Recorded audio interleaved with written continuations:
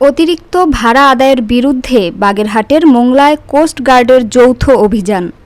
নান্টুর রিপোর্টে বিস্তারিত।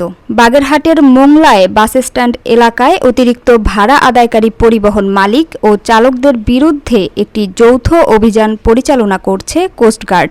রবিবার বিকালে এই অভিযানে কোস্টগার্ড সদস্যদের পাশাপাশি বাংলাদেশ নৌবাহিনী ও পুলিশের সদস্যরা অংশগ্রহণ করেন। কোস্টগার্ড মিডিয়া কর্মকর্তা লেফটেন্যান্ট কমান্ডার হারুনুর রশিদ বলেন, মোংলা হতে চট্টগ্রামগামী জিএস ট্রাভেলস, ইভান পরিবহন, বিএম লাইন ও রয়্যাল পরিবহনের যাত্রীর কাছ থেকে অতিরিক্ত ভাড়া আদায়ের বিষয়টি প্রমাণিত হওয়ায় অতিরিক্ত অর্থ ফেরত দিতে পরিবহন কর্তৃপক্ষকে বাধ্য করা হয়।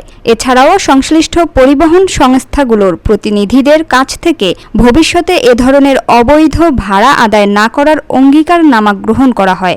জনকল্যাণমুখী কার্যক্রমের অংশ হিসেবে নিয়মিতভাবে এ ধরনের অভিযান পরিচালনা করছে কোস্টগার্ড এবং জনস্বার্থে ভবিষ্যতেও তা অব্যাহত থাকবে বলেও জানান কোস্টগার্ডের এ কর্মকর্তা। বাংলাদেশ রোড ট্রান্সপোর্ট অথরিটি যা বলছে ওইটা নিতে হবে আপনাকে। আপনার বাস মালিক সমিতি ভংসং এসব কে কি বলছে এটা দেখার সময় নাই।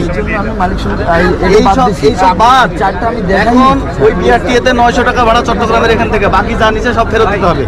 হিসেব ক্লিয়ার।